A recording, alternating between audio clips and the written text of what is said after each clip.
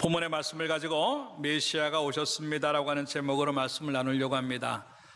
대림절 마지막 주일입니다. 기다린다고 하는 것, 날짜가 언제인지 알 수 없으나 그 기다림이 또 하나의 신앙이고 그 기다림이 또 하나의 소망인데, 오늘 또 대림절 마지막 주일을 보내면서 다시 오실 주님, 이미 오신 예수님, 초림으로 오신 예수님은 우리가 그 탄생에 대해서 마음껏 축하하고 감사해야 될 일이겠지만도 다시 오실 재림의 주님을 기다리면서 언제 오실지 모르지만 맞을 준비가 잘 되어져서 가장 큰 기쁨으로 주님 맞을 수 있는 그러한 믿음들이 만들어지는 그런 대림절의 기간들이 되기를 주님의 이름으로 축원합니다. 그 중에 이제 오늘 본문의 말씀은 요셉과 마리아가 주님에게 또다시 한번 또 음성을 듣는 그런 그 내용이 나오고 있습니다. 요셉이라고 하는 사람하고 마리아라고 하는 여인이 약혼을 합니다. 그런데 청청병력 같은 그런 소리를 듣습니다. 결혼도 안 하고 아직도 이렇게 만나지도 않았는데 아기를 가졌다고 하는 거예요. 이거 뭐 어떻게 이걸 처리할까 하는 마음이죠. 정말 그 당시에는 처녀가 아기를 갖는다고 하는 것은요, 돌로 맞아서 죽어야만 하는 그런 끔찍한 일입니다. 그렇지만 성경은 뭐라고 말하냐면 요셉은 의로운 사람이다 그랬어요. 믿음도 좋고 인격도 있고 괜찮은 분이에요. 그러다 보니까 이걸 어떻게 하면 좋을까 생각을 하다가, 그래 이거 드러내봤자 서로 망신이니까 조용히 그냥 파혼하면 좋겠다 생각을 했어요. 그래가지고 마음에 어떻게 파혼을 해야지 가장 좋은 모습일까 하는 그런 생각을 하고 있는 거예요. 그런 생각을 하는데 갑자기 주의 사자가 꿈에 나타납니다. 그러면서 너 마리아 데리고 오는 거 겁내지 말라라고 말을 하면서, 그가 아기를 가진 것은 하나님으로 된 것이고 성령으로 잉태했다라고 얘기를 합니다. 참 이해하기 힘든 거죠. 그러면서 그 여인을 통해서 하나님의 뜻이 이루어질 것인데, 그리고 아들을 낳으면 이름을 예수라라고 말을 하라. 찌라래. 지금이야 아이가 낳을 때 미리 병원에서 아들인지 딸인지도 알 수도 있겠고 그럴 수도 있겠지만 그 당시에는 아들과 딸인지 누가 알아요. 근데 하나님이 아들이라고 말합니다. 근데 아들과 딸인지도 모르는 상황에서 이름 짓기도 어려운데 아들이라고 하는데 이름을 예수라고 지으라 그러는. 그러면서 그 이름을 또 뭐라고 말해? 임마누엘이라 하라. 이는 하나님이 너희와 함께합니다 라고 그렇게 말씀을 하면서 마리아 데리고 오는 것에 대해서 아무 문제 없다라고 하는 것을 이야기하는 것이 본문의 내용입니다. 그래서 결국 이 요셉은 그의 말씀에 순종하고 마리아를 데리고 이제 아이를 낳을 때까지 함께 잠자리를 하지 아니하고, 그리고 아이를 낳았다고 하는 것이 성경의 이야기입니다. 이 이야기를 통해서 메시아가 오셨습니다라고 하는 제목을 만든 이유는요, 왜 이 요셉에게 예수 그리스도의 나심에 대한 이야기를 했을까? 오늘 본문에도 이 말씀을 하는 거 보니까 22절에 이 모든 일이 된 것은 주께서 선지자로 하신 말씀을 이루려 함이라. 예. 결국 이 이름 안에는, 그리고 이러한 사건 안에는 하나님의 뜻이 무엇인지, 그리고 그 뜻이 어떻게 일어나는지 예언적인 이름으로, 예언적인 상황으로 이제 담겨져 있는 그런 내용들이라고 하는 것을 우리에게 지금 얘기하고 있는 것이지요. 메시아라고 말은 히브리어 말인데 구원한다라고 하는 의미입니다. 그리고 그리스도라고 하는 말은 기름 부음을 받은 자라고 하는 뜻인데, 왕과 제사장과 선지자에게만 주는 특별한 의식입니다. 근데 왜 예수님에게, 오늘도 본문의 말씀에 보니까 18절에 예수 그리스도라고 하는 이름을 함께 붙여서 나심이 이러하니라 라고 기록을 하고 있냐면, 이것이 바로 예수 그리스도의 삶과 죽음, 그리고 그의 탄생이 무엇인가 하는 것들을 예언적으로 보여주시는 것이지요. 결국 우리를 구원하는 것, 그리고 왕과 제사장의 선지자의 역할을 감당하면서 우리 인생의 모든 문제를 해결하실 그분으로 이 땅에 오신다라고 하는 것을 예언적으로 보여주는 그런 내용들입니다. 이 모습을 보면서 예수 그리스도, 그리고 임마누엘이라고 하는 이름 속에서 우리에게 오신 그 은혜들이 어떤 것들인가를 살펴보면서 왜 그가 오셔야만 했는가를 보면서 다시 한번 그 은혜에 감사하고, 그 믿음을 회복하는 시간 되기를 주님의 이름으로 축원합니다. 그러면 무엇인가 하는 것들 살펴보면 첫째 따라서 합시다. 구원하시기 위해 오셨다. 예, 메시아가 오셨습니다. 왜요? 구원하시기 위해서 오셨다고 하는 것입니다. 21절의 말씀에 보니까 아들을 낳으리니 이름을 예수라 하라. 따라합시다. 그가 자기 백성을 그들의 죄에서 구원할 자이심이라.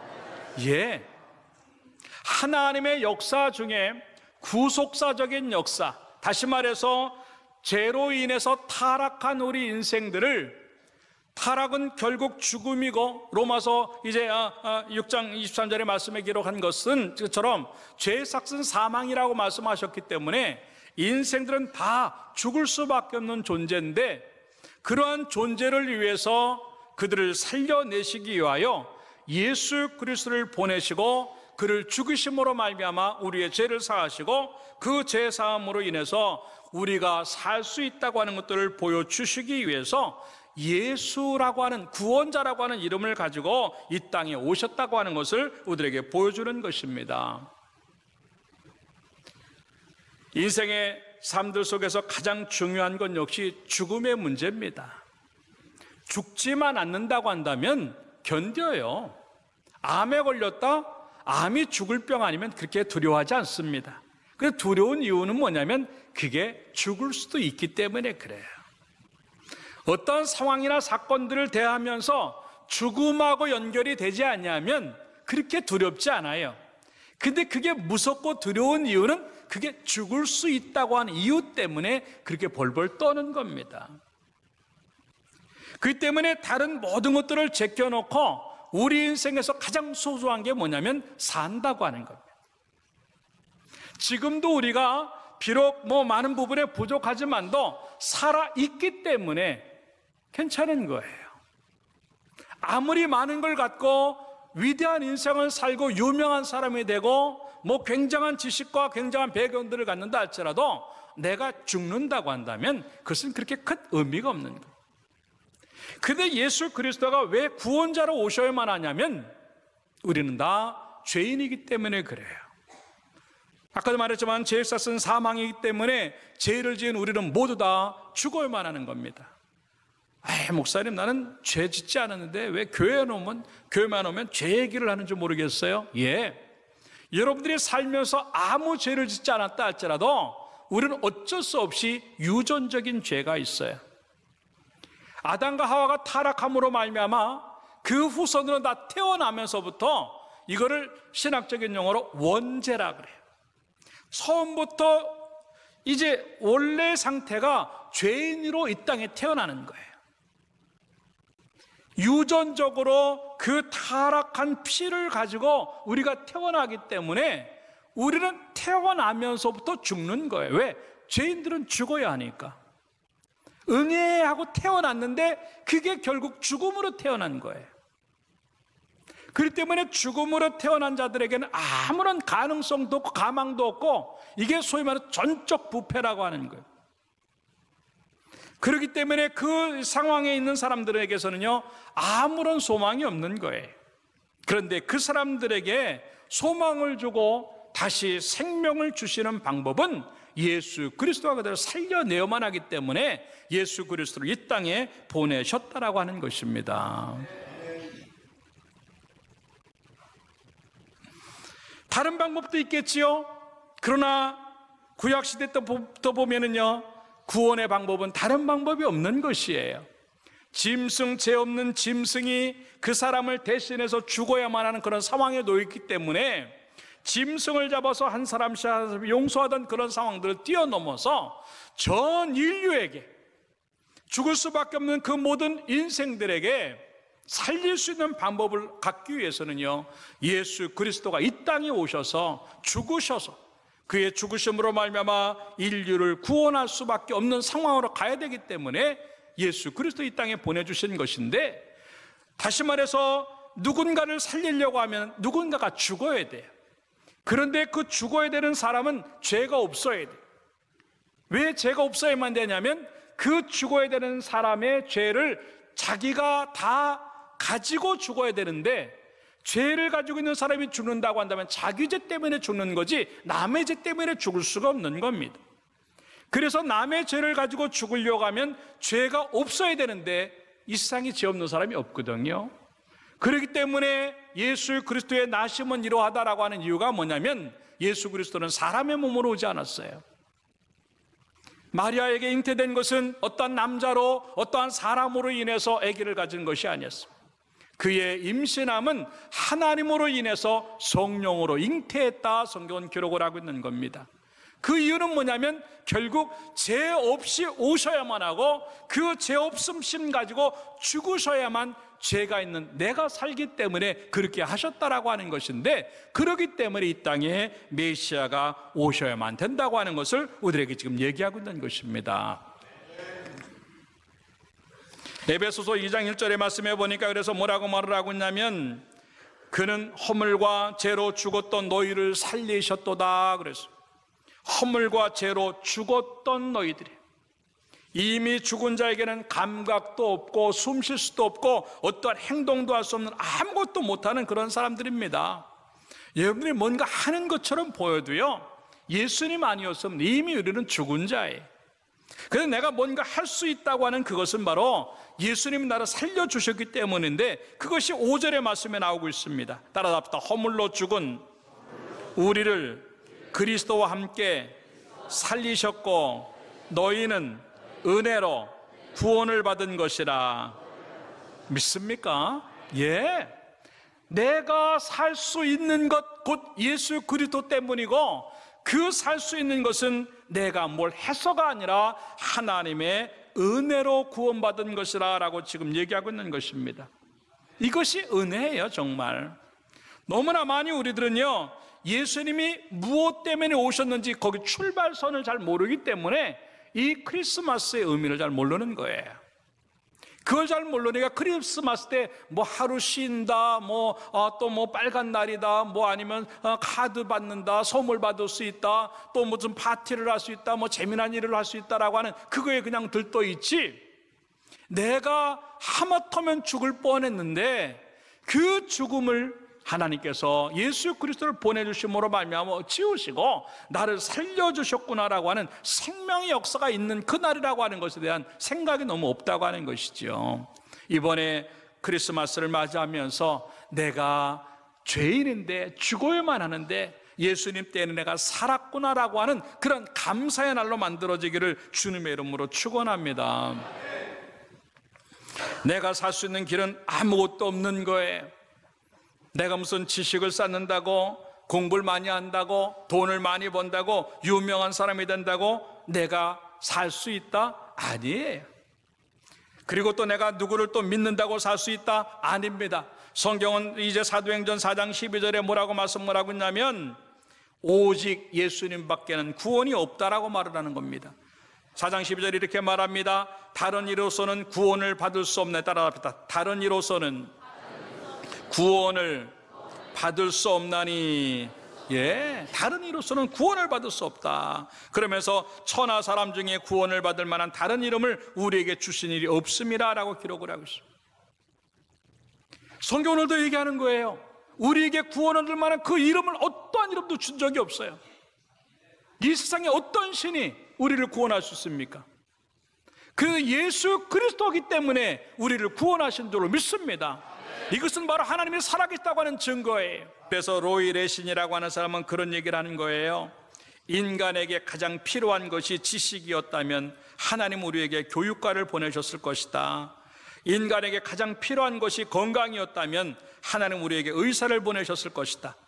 인간에게 가장 필요한 것이 돈이었다면 하나님은 우리에게 사업가를 보내셨을 것이다. 인간에게 가장 필요한 것이 즐거움이었다면 하나님 우리에게 연예인을 보내셨을 것이다. 그러나 인간에게 가장 필요한 것은 제사함이었기 때문에 하나님 우리에게 예수 그리스도를 보낸 것이다. 할렐루야. 예, 정말 그래요. 다른 게 무슨 의미? 지금 죽는데, 아니 어쩌면 이미 죽었는데 더 이상 우리에게 뭐가 필요하겠느냐 하는 거죠. 그 죽음 앞에는요 생명이 가장 중요한 줄로 믿습니다.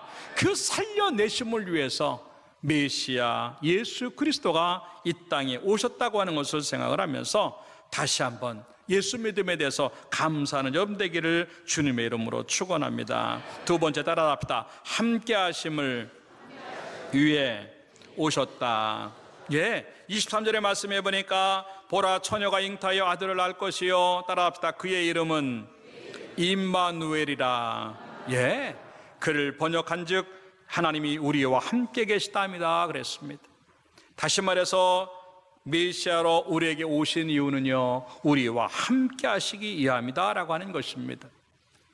임이라고 하는 말은 함께라고 하는 뜻이고, 마누라고 하는 말은 우리와라고 하는 뜻이고, 엘은 하나님이라고 하는 뜻입니다. 이것이 곧 하나님이 우리와 함께 하신다라고 하는 것입니다. 이 말은요, 다른 말로 말하면 장막을 친다, 텐트를 친다라고 하는 뜻입니다. 그 텐트를 치는 이유는요, 이제 방을 나누려고 치는 것 아닙니다. 함께 거하려고 텐트를 치는 겁니다. 그 특징은 뭐냐면 그 텐트 안에 들어가 있으면요, 서로를 볼 수 있다고 하는 특징이 있는 거예요. 그것처럼 하나님이 우리와 함께 하시는 이유는 하나님 나를 보고 계시다고 하는 의미로, 다시 말해서 그 보심을 통해서 우리에게 은혜를 베푸시기 위해서 우리와 함께 하신다고 하는 것을 의미하고 있어요. 그런 것들을 잘 알았던 이 이스라엘 백성들은요, 얼마나 많이 하나님이 함께 하심에 대한 그 신앙의 고백들을 많이 하고 있는지 모르는데, 특별히 다윗은 시편 23편 6절에 이런 얘기를 합니다. 내 평생의 선하심과 인자하심이 반드시 나를 따르리니, 따라합시다. 내가 여호와의 집에 영원히 살리로다. 믿습니까? 이러한 고백을 하는 거예요. 그냥 내가 혼자 사는 게 아니고 하나님의 집에 들어가서 그 하나님과 함께 살고 싶은 마음들을 그냥 계속 품고 사는 거예요. 왜? 그게 가장 행복한 거니까. 여러분의 인생이 하나님 집에 사는 인생이 되길 주님의 이름으로 축원합니다. 이게 하나님과 함께하는 삶이라고 하는 것을 우리에게 보여주는 것이에요. 오늘날 삶의 어려운 특징 중에 하나가 뭐냐면 고독이라고 하는 겁니다. 혼자 살아가는 가구 수가 많아지고 혼자 살아가는 사람들이 많아져서 이제 보면은 혼밥, 혼술 해가지고 식당도 가보면요, 혼자 밥 먹을 수 있도록 이렇게 의자를 쭉 이렇게 놔둔 데를 참 많이 발견해요. 그만큼 혼자인 사람들이 많은 거예요. 그런데 혼자인 삶은 장점이 뭐냐면 편안하긴 해요. 근데 단점은 뭐냐면 고독해요. 외롭다고 하는 겁니다. 근데 이러한 외로움이 오늘날 삶의 특징이에요. 그래가지고 이제 돈은 많은데 외롭고, 또 뭐든 또 어떻게 배운 것도 많은데 외롭게 살아가는 사람들이 많은 거예요. 그래서 가끔 텔레비전에 나오는 것 중에 하나가 바로 고독사예요. 가장 안타깝고 쓸쓸한 죽음이죠. 혼자 있다가 아무도 죽는 것을 옆에서 지켜보지 못하고 혼자 있다가 그냥 죽는 것, 이게 고독사입니다. 그러다 보니까 죽은 것도 알지 못해서 한참 동안 방치해 있다가 나중에 발견되어지는 그런 모습들, 얼마나 안타까운 죽음이겠는가 하는 거죠. 그런데 더 큰 문제는요, 이게 사람들이 있는데도 불구하고 고독을 느끼는 거예요. 이게 군중 속의 고독이라고 하는 겁니다. 남편이 있는데도 아내가 외로움을 느껴요. 아내가 있는데도 남편이 외로움을 느껴요. 부모가 있는데 자식이 외로움을 느끼고, 자식이 있는데 부모가 외로움을 느끼는 시대예요. 왜? 자기 중심적으로 살아가니까 상대가 안 보이는 거예요. 왜 이런 얘기들이 나오는가? 그만큼 외로움을 느끼기 때문이라고 하는 것이죠. 결국 우리 인생들은요, 언젠가는 고독해질 수밖에 없어요. 가깝게 느껴졌던 내 부모가 세상을 떠날 수도 있고, 가깝게 느껴졌던, 아니 둘도 없었던 내 배우자가 어느 순간에 세상을 떠날 수도 있어요. 어떤 경우는 내가 의지하고 자랑스럽게 생각했던 자식이 먼저 앞서갈 수도 있어요. 친구라고 느껴졌던 사람이 먼저 떠날 수도 있고, 얼마나 많이 우리들 삶도 속에서는 홀로 남겨져야만 하는 시간들이 많은지 몰라요. 그럼에도 불구하고 성경은요, 너는 혼자가 아니라고 하는 겁니다. 왜? 하나님은 그 사람들이 떠나도, 하나님 그 사람들이 없어져도 그곳에 항상 너와 함께 하시기 때문이라고 하는 것인데, 그런 은혜가 우리 가운데 존재하기를 주님의 이름으로 축원합니다. 너무나 많이 우리들 삶들 속에서 하나님이 나와 함께 하심들이 슬감이 나지 아니하니까 속상하고 어렵고 힘들 때마다 나는 뭔가, 너는 어떻게 사는가 하는 것들 때문에 가슴 아플 때가 너무 많다고 하는 것이죠. 여러분들, 아까도 얘기했지만 장막 안에 거하면요, 내가 하나님을 보지 못한다 할지라도 하나님은 언제나 나를 보고 계시면서 내가 혼자이지 않을까, 내가 뭔가 문제가 생기지 않을까 하면서 그곳에 같이 하신다고 하는 것들을 생각하면서 다시 한번 여러분 삶들 속에 나는 하나님이 계시다고 하는 그 든든함 때문에 힘이 나시기를 주님의 이름으로 축원합니다. 너무나 많은 부분에 사람을 놓치는 것 때문에 마음 아파하고, 너무나 많은 부분에 인간적인 어떤 것들이 약해진 것 때문에 여러분들 마음속에 마음이 아플 때가 있어요. 그러나 단 한 번이라도 하나님이 내 곁을 떠나시면 어떨까 하는 생각 해보셨습니까? 하나님이 내 곁에 없어진다고 하면 나는 어떻게 살까라고 하는 생각을 우리 가운데 얼마나 해보았는가 하는 겁니다. 그때는 우리 인생 속에는 언제든지 그 하나님을 붙잡고 살아야 되는데, 그래도 감사한 것은 내가 죄를 지어도, 내가 실수해도, 내가 하나님을 놔도 하나님은 항상 그 자리에 그곳에 계시고 그 시간에 그곳에 계셔서 나를 지켜보고 계시고 나를 돕고 계시다고 하는 것인데, 그 은혜에 감사하면서 하나님, 이 성탄절을 맞이하면서 함께 하시는 하나님의 그 은혜를 다시 한번 회복하기를 원합니다라고 하는 마음으로 이번 크리스마스에 그 하나님이 여러분 속에 다시 존재하기를 주님의 이름으로 축원합니다. 이 말은 다시 말해서 예수님 빠지면 성탄절일 수 없고, 그 하나님이 빠지면 믿음일 수 없고, 그 하나님이 빠지면 예배일 수가 없고, 그 하나님 빠지면 사역일 수 없다고 하는 것들을 의미하는데, 여러분의 모든 삶의 현장이 어느 장소에 어떤 모양으로 놓여있든 간에 상관하지 아니하고 그곳에 반드시 하나님이 계시기를 주님의 이름으로 축원합니다. 그 함께 하심이 있을 때 진정한 의미의 믿음이 되고, 진정한 의미의 예배가 되고, 진정한 의미의 크리스마스가 될 수 있다고 하는 것들이 있는데, 그런 모습들이 계속되어지기를 주님의 이름으로 축원합니다. 마지막 세 번째 따라합시다. 책임지시기 위해 오셨다. 예? 무엇 때문에 주님이 우리와 함께 하실까? 예? 우리를 돕고, 우리를 인도하시고, 우리의 필요를 채우시고 공급해 주시고 우리를 도우시려고 주님은 그곳에 계시다라고 하는 것입니다. 예를 들어서 어떤 사람이 일손이 부족한데 때마침 친구가 놀러 왔어요. 너 잘 왔다라고. 너 잘 왔다. 그래서 이 일을 좀 도와줄까 했는데 이 친구는 와서요, 컴퓨터 가지고 게임이나 하고 앉아있고 휴대폰이나 있으면요, 친구에게 뭐라 그래요? 그 사람이? 야, 너 뭐하러 왔냐? 뭐하러 왔냐? 왜? 거기에 가면 목적이 있어야 돼. 오히려 뭐하러 왔냐 소리를 들으면 그 간 것이 거추장스러운 것이, 하나님의 오심의 목적이 바로 그것이라고 하는 겁니다. 존재의 목적이, 그리고 우리와 함께 하시는 목적이, 이곳에 오신 목적이 나를 도우시려고. 이스라엘 백성에게 의해서, 이스라엘 백성들의 인식 속에는요, 구원하신다라고 하는 말이 영혼의 구원만 의미하지 않았어요. 삶의 해결까지도 의미하는 것이었기 때문에 이스라엘 백성들은 메시아를 고대하는 것이 거기 있는 것이, 메시아가 우리에게 오신다고 한다면, 메시아가 우리 속에 계신다고 한다면, 그런 이유는요, 자기의 영혼의 문제는 물론이거니와 국가적인 문제나 또 민족적인 문제나 가정의 문제나 개인의 문제나 하나님이 해결하실 줄 믿기 때문에 그 메시아를 기대했다고 하는 것인데, 그것이 바로 하나님의 모습이에요. 메시아로 이 땅에 오신 그 하나님의 모습이 바로 우리를 돕기 위함인 줄로 믿고, 여러분의 모든 삶이 그 예수님 만남으로 말미암아 해결되어지기를 주님의 이름으로 축원합니다. 신명기 31장 6절의 말씀에 보니까 이제 광야 한복판에 있는 사람들에게 이런 말씀 말합니다. 너희는 강하고 담대하라. 두려워하지 말라. 그들 앞에서 떨지 말라. 이는 내 하나님 여호와 따라합시다. 그가 너와 함께 가시며 결코 너를 떠나지 아니하시며 버리지 아니하실 것임이라. 믿습니까?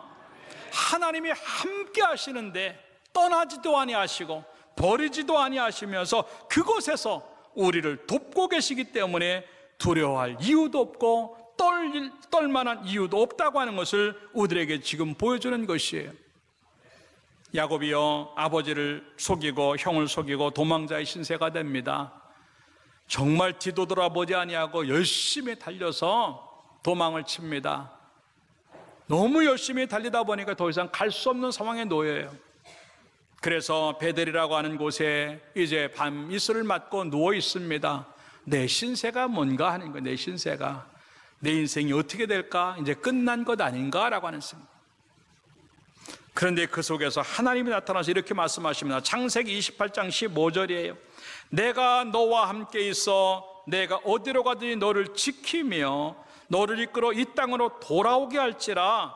따라합시다. 내가 내게 허락한 것을 다 이루기까지 너를 떠나지 아니하리라. 믿습니까?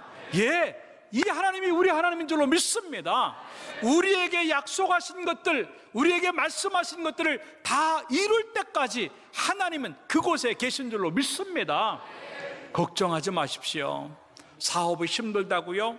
예, 하나님 그 일을 이루실 때까지 그 사업장에 계실 줄로 믿습니다. 직장이 어렵다고요? 그 직장의 일들을 이룰 때까지 하나님이 그곳에서 여러분들을 도우실 줄로 믿습니다. 가정이 힘들다고요? 아닙니다. 하나님이 그 가정 안에 들어가셔서 여러분의 그 힘든 것들을 해결해 주실 줄로 믿습니다. 실과 만나도 하나님은 그냥 그렇게 하세요. 그래서 창세기 28장 16절에 그런 야곱이 그런 고백을 해요. 야곱이 잠이 깨어 이르되 여호와께서 과연 여기 계시거늘 내가 알지 못하였도다 라고 하는 거예요. 내가 알지 못하다고 하나님 안 계시다고요? 아닙니다. 내가 알지 못해도 하나님은 과연 여기에 계시다라고 고백할 수 있는 여러분의 삶들이 되기를 주님의 이름으로 축원합니다. 인생을 살아가면서 점점점 없어지는 것들이 많습니까? 걱정하지 마십시오. 하나님은 우리를 돕고 계시다고 하는 생각 속에서 자신 있게 당당하게 힘있게 살아가는 여러분의 모습들이 있기를 주님의 이름으로 축원합니다. 돈이 없어도 나에게는 하나님이 계셔. 사람이 없어도 나에게는 하나님이 계셔. 일이 없어도 나에게는 하나님이 계셔. 그 믿음 가지고 하나님 의지할 때 하나님 우리의 모든 문제를 해결해 주시는 분 줄 믿고 그 은혜가 경험되어지기를 주님의 이름으로 축원합니다. 아까도 얘기했지만 우리가 여기까지 온 것 하나님의 은혜입니다. 복이 될지라 해서 여러분들에게 눈에 띌 만한 복이 주어지지 않은 줄 몰라도요, 그 복 때문에 여기까지 온 거예요. 그 말씀이 시편 94편 17절부터 나와요. 이렇게 말합니다. 여호와께서 내게 도움이 되지 아니하셨다면 내 영혼이 벌써 침묵 속에 잠겼으리로다. 예, 하나님이 우리를 돕지 않았다고 한다면 우리는 벌써 죽었다는 얘기예요. 아차아차 할 때가 얼마나 많았어요. 교통사고 큰일 날 뻔하고, 가스불 때문에 큰일 날 뻔하고, 또 이 사건 때문에 큰일 날 뻔할 때가 얼마나 많았어요. 그런데 여기까지 왔거든요. 그게 복인 줄로 믿습니다. 여러분, 눈에 띌 만한 복을 안 받았다 해서 아휴, 나 또 오래 안 되나 보다, 올해 또 안 이루어졌나 보다, 낙심하지 마십시오. 아까도 얘기했지만 날짜는 하나님이 결정하실 것이고 계속 우리는 믿음으로 가면은요, 하나님이 약속하신 것들에게 이루어질 줄로 믿습니다. 그러면서 이제 94편 18절에는 그런 얘기를 해요. 여호와여 나의 발이 미끄러진다고 말할 때 주의 인자하심이 나를 붙드셨. 주님, 나 지금 넘어집니다. 그럴 때 내가 일어난 게 아니에요. 하나님이 나를 붙잡아서 일으켜 세우신 줄로 믿습니다. 그러면서 19절에 그런 얘기예요. 내 속에 근심이 많을 때 주의 위안이 내 영혼을 즐겁게 하시나이다. 얼마나 우리 마음속에 속상한 일이 많았고 근심이 많았어요. 그럼에도 불구하고 내가 여기까지 오고 내가까지 산 게 뭔가? 하나님 때문인 줄로 믿습니다. 그 은혜 때문에 살았기 때문에 우리는 지금도 함께 하시는 하나님이 나를 돕고 계시고 아니 그것이 하루 이틀이 아니라 나의 평생 동안 나를 돕고 계시다고 하는 것들을 믿고 다시 한번 든든한 마음으로 자신 있게 살아가는 여러분 모습 되기를 주님의 이름으로 축원합니다. 마태복음 28장 20절에 그래서 그런 얘기를 해요. 따라합시다. 내가 세상 끝날까지 너희와 항상 함께 있으리라. 믿습니까? 세상 끝날 때까지, 지금도 내일도 내 인생이 끝날 때까지 항상 함께 하신 하나님의 은혜가 우리를 돕고 계시다고 하는 사실이 있다고 하는 것을 생각하면서 더 힘이 나기를 주님의 이름으로 축원합니다. 이 이야기가 사도행전 17장 27절과 28절에도 그렇게 얘기를 해요. 특별히 28절에 그런 27절의 마지막 부분에 그런 얘기예요. 그는 우리 각 사람에게서 멀리 계시지 아니하도다라고 하면서 28절에는요. 우리가 그를 힘입어 살며 기동하며 존재하느니라. 기동이라고 하는 것은 움직이는 겁니다. 눈꺼풀 하나 움직이는 것도요. 내 마음대로 안 돼요. 몸 약해져 봐요. 눈이 팍 떨리죠. 이 눈꺼풀 하나도요. 내 마음대로 안 됩니다. 뇌졸중이나 이런 것들이 한번 와봐요. 내가 눈을 뜨고 싶어도 마음대로 안 떠지는 겁니다. 손가락 하나 내가 움직이고 싶어도 그게 안 되는 게 우리 인생이에요.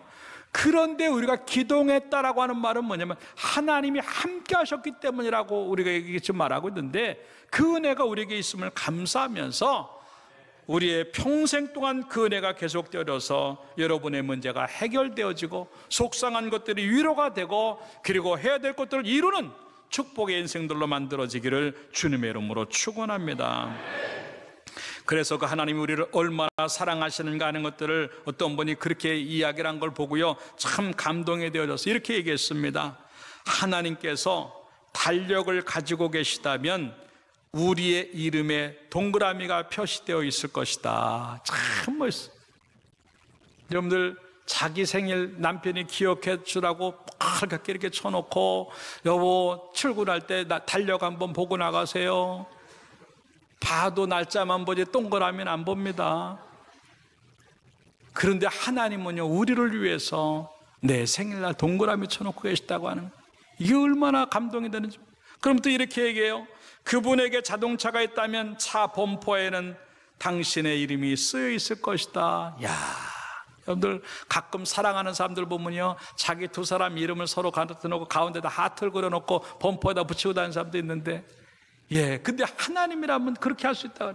그러면서 또 뭐라고 말을 하냐면 하늘나라에서도 나무가 있다면 나무 껍질에 당신의 이름을 새겨 놓으실 것이다. 그래서 여러분들 사랑하는 사람들 그렇게 이름 새기고 안 되면 팔뚝이나 이런 데다가 애인 이름 새겨가지고 나중에 애인하고 헤어진 다음에 이거 지우느라고 애쓰는 사람들 얼마나 많아요. 근데 하나님은 우리를 너무 사랑하셨어. 정말 하나님이 나무가 있다면 그 나무 한 그루 한 그루에다가 내 이름을 다 이 정도로 하나님을요 우리와 가까이 하시면서 내 필요를 공급해 주시고 나를 돕고 계시고 인도해 주시고 뭘 해줄까를 생각하면 해결해 주신 하나님이라고 하는데 그 하나님이 되시려고 우리에게 메시아로 오셨고 그 하나님이 되시려고 우리에게 함께 하시며 지금도 돕고 계시기 때문에 살고 있다고 하는 것들을 생각하면서 이번 크리스마스가 그 은혜를 다시 한번 기억하는 그리고 그것 때문에 감사하는 축복의 날이 되기를 주님의 이름으로 축원합니다. 결론적으로 말씀을 드립니다. 하나님이 우리를 얼마나 사랑하시는가 그 사랑하시는 것을 증명하시려고 예수 그리스도를 이 땅에 보내셨다고 성경은 기록을 하고 있어요. 내가 너희를 이처럼 사랑한다. 독생자지만 내가 죽일 수 있을 정도로 너희를 사랑한다고 그걸 보여주기 위해서 주님을 보내셨다고 하는 겁니다. 그리고 이 아들을 준 하나님이 더한 것들도 안 주겠느냐라고 그것을 확신시켜 주려고 예수님을 보내셨다고 성경은 말하고 있습니다. 메시아로 오신 예수님 때문에 우리가 구원받았고 그렇기 때문에 우리는 영생의 복을 누리지만 그것뿐 아니라 메시아가 오셨기 때문에 우리와 함께 하시고 그것 때문에 우리의 모든 삶들을 책임져 주신다고 하는 그 은혜가 있음을 기억하면서 다시 한번 이번 크리스마스에 그 하나님을 되찾고 그 하나님과 함께하는 믿음으로 복된 삶들이 되기를 주님의 이름으로 축원합니다. 기도하겠습니다.